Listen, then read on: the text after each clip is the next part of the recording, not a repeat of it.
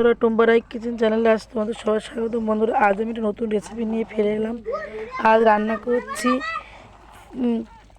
Chicken দিয়ে আলু দিয়ে ঝোল।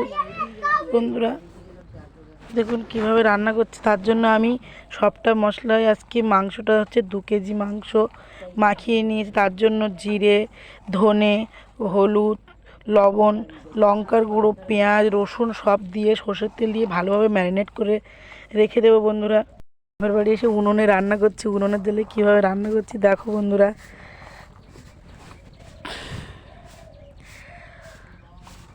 এই ভালোভাবে ম্যারিনেট করে মাংসটা মাখিয়ে নিয়েছি সমস্ত সব মশলা দিয়ে।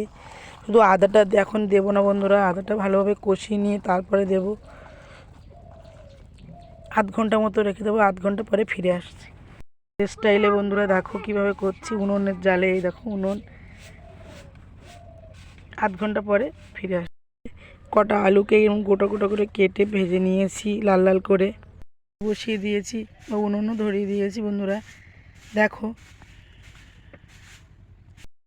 আমি তেজপাতাটাও ভালোভাবে এদের সাথে ম্যারিনেট করে রাখা মাংসের সাথে মেখে নেব। তেল গরম হয়ে গেছে বন্ধুরা, এবার মাংসটা দিয়ে দেবো।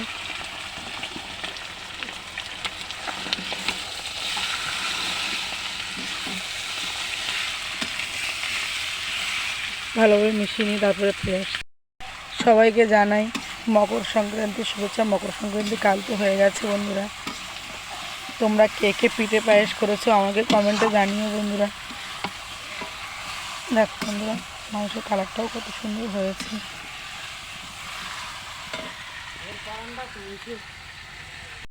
জলের মাংস রান্না খুবই টেস্ট হয়, খুব ভালো লাগে। এই জন্য আজকে আমি উনুনেই রান্না করছি। কালার হয়েছে, কত সুন্দর হয়েছে।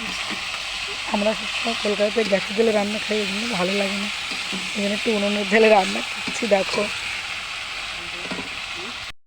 বন্ধুরা, এবার আদাটা দিয়ে দেবো, আদা বাটাটা। বন্ধুরা, এখানে গ্রামে তো সব সেলেই বাটা মশলা দিয়েই রান্না। এটা ভালোভাবে মিশিয়ে নেব, তারপর ফিরে। খুব সুন্দর এসেছে, জাস্ট অসাধারণ। দেখুন বন্ধুরা, এরকম তেল ছাড়ছে মাংস থেকে। এবার আমি ভেজে রাখা লাল লাল করে সেই আলুগুলো দিয়ে দেবো।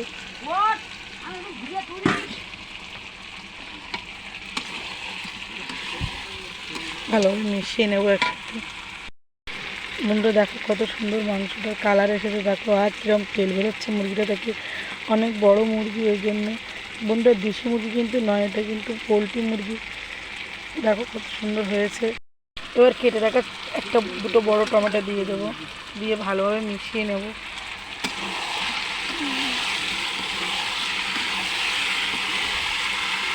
দেখুন বন্ধুরা, কষাইতে কত সুন্দর একটা কালার এসেছে। কিন্তু কষাইটাও খুব সুন্দর হয়েছে।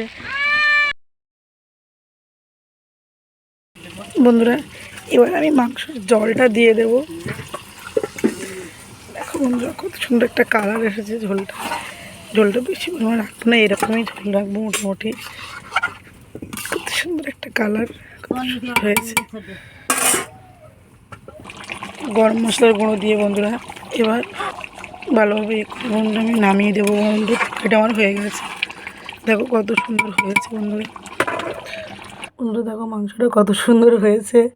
তোমাদের যদি ভালো লাগে রেসিপিটা, তাহলে আমাকে লাইক কমেন্ট শেয়ার করো। আর আমার চ্যানেল নতুন হলে সাবস্ক্রাইব করো। ভিডিওটা এই পর্যন্তই।